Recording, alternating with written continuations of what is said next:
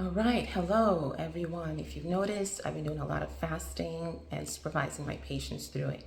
And I wanted to highlight some of the biggest mistakes that you and other people are making when it comes to fasting that's jeopardizing not only if you have weight loss goals for it, resetting your metabolism, okay, or just resetting your immune system, losing belly fat.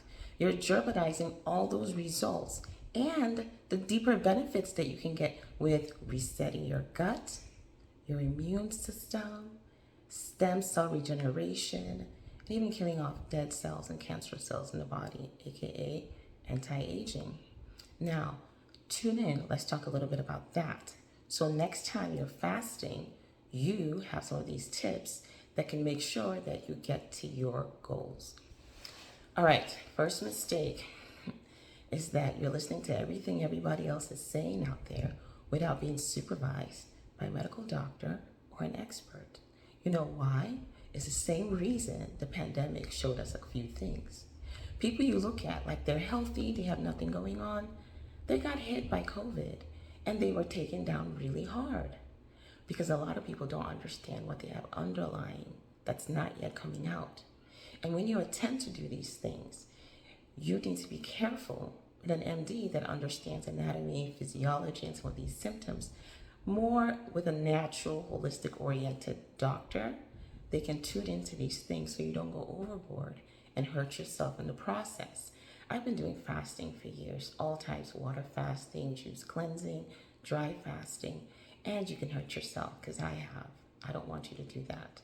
Okay, so that's number one. Know when you can need to have supervision. What people will need supervision? Firstly, if you're going water fasting more than 24 hours, please get supervised because all sorts of things can go wrong. That's one. Two, any heart issues, blood pressure, abnormal heart rhythm. If you get palpitations every once in a while for no reason, that would be an indication, okay? People that have diabetes and blood sugar problems, that's, of course, you do need to get supervised because all sorts of things can go wrong in that situation. Low blood pressure even would need to get supervised, okay? If you have any kind of unstable neurological issues, definitely get supervised. But again, I would get supervised because you don't want to jeopardize your goals. Number two, if you're going to switch into juice cleansing, please go organic. Stop playing around and go organic. Spend the money and go organic. It's your body. Stop trying to go too cheap when you're trying to do things with your health and your physical body. This is a highly priceless machine that God has created, okay? Don't put secondhand parts into it, please. Right, and why that's important? You see, organic still's got pesticides. 10% pesticides is better than 90% pesticides. You see when you go eat your salad, that little small plate of salad, okay? When you're juicing, there's a ton of vegetables that go into making that one little bottle of juice. So imagine if you're getting conventional, regular vegetables and fruits, and they're juicing all that into that one bottle, the ton of pesticides that you're putting in your body, and what that can do. And the thing is, you don't feel the effects right after the fast. It comes later, and you don't even know what's going on. So please, go organic. Number three, sugars. A lot of these juicing places will put apples, pineapples in their juices, kiwis, all sorts of like high sugar fruits. Now, if you're the type, maybe you want to do a little workout when you're fasting, which I don't really recommend, you might need the sugar. But otherwise, cut down these high sugar fruits in juices. And this is not even with juice fasting, just on the regular, because you're really jeopardizing the point of having the juice when it's filled with just sugar. Yeah, fruits are healthy, but tell me when in history did people sit down and take fruits and vegetables and just take all that juice out and just drink it? Like where, when, how? Okay, so juicing, firstly, you have to be specific why you need it because it's wasting a lot of pulp and healthy parts of the fruits in the first place. But we don't take in all that high sugar fruits and just drink all that sugar right away into the body. The pulp in fruits, sometimes even some fruits might have a little bit of fat in there. They help with leveling out the blood sugar levels. High sugar increases all sorts of inflammatory processes in the body. Yes, even if it's just sugar, fruits, because it's just the juice. Okay, so you want to be careful with that.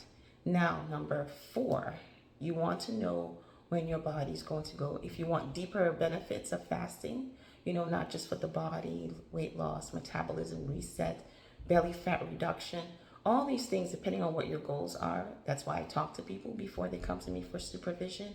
So I know your goals, I know how to tailor it to you for that. But the deeper health benefits of the gut health resetting itself, the immune system resetting itself, dead cells dying off, and the body actually flushing out toxins. There are different intervals based on how you choose to go about it. So be mindful of that.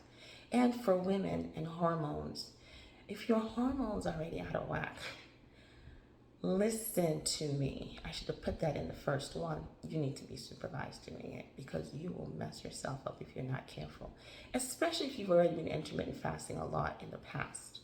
Okay, you can mess up your metabolism and you will mess up your hormones.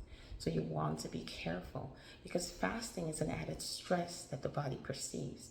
And if the body already was having stress issues and hormonal issues, and you go and you start doing this kind of fasting extreme or whatever it is you choose to do that's not supervised or recommended, you can really hurt yourself. And trust me, when you're trying to rebalance your hormones, for women, that is a whole long journey that you don't want to get yourself into.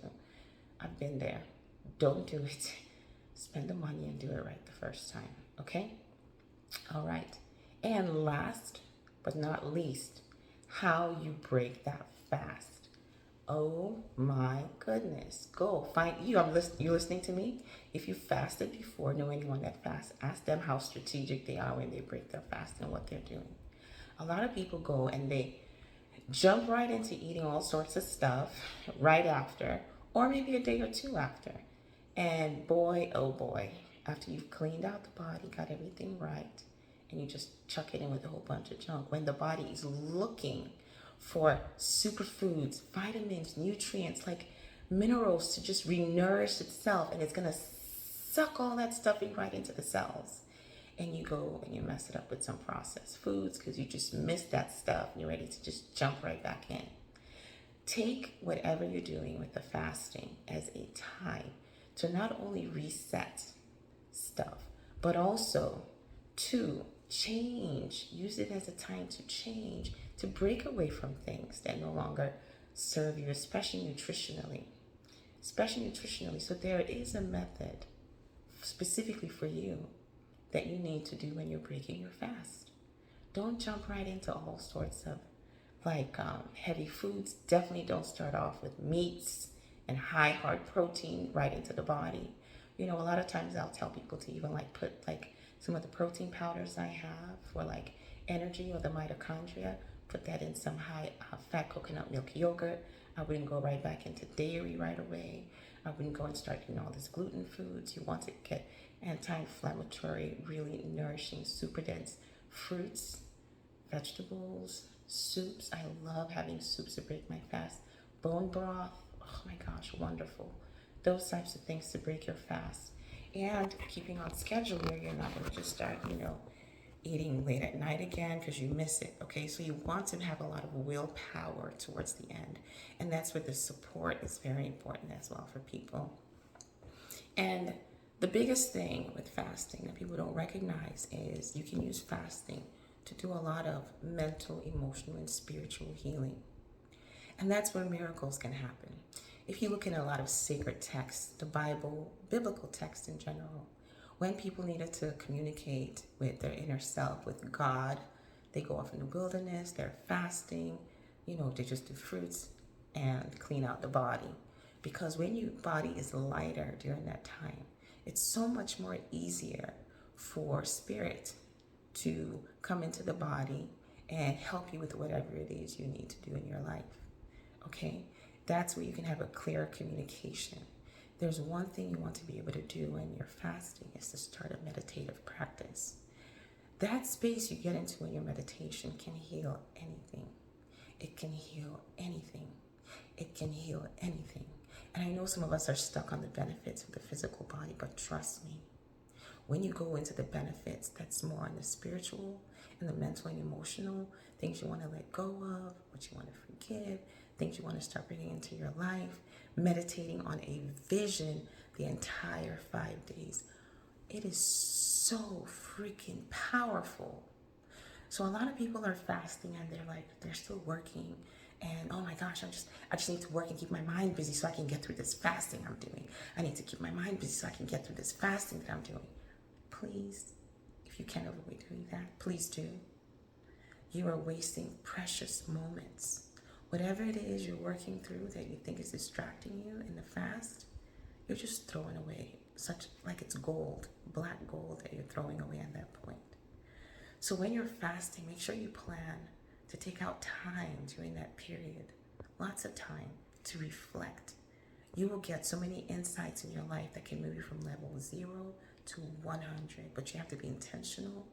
You have to have willpower, and you have to be open to receiving. And whenever you do, you have to follow through with what came to you.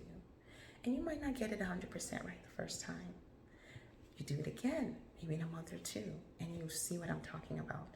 You will see what I'm talking about. I am not about gimmicks, no myths here, just the truth. Just the truth. All right, well, those are my tips for fasting. I am working on doing once a month. We'll see. These fasting challenges where I get to supervise a few people. There'll be a limited amount of people that I'll take because I like quality over quantity, okay? And working them through it because people can really do a lot of soul healing work in that space. And they can take away a lot so they can start tuning into themselves and healing themselves. You know, if you want to join me later for a deeper program, fine. If not, you will still have tips in there and things you learn that'll really move you forward in your life, whether it's with your health and wellness, whether it's with relationships, your job, your money making. You get to be the one to decide what you want out of it, and you will get what you want out of it. All right, well, you have a wonderful, blessed day. One love, Ashe.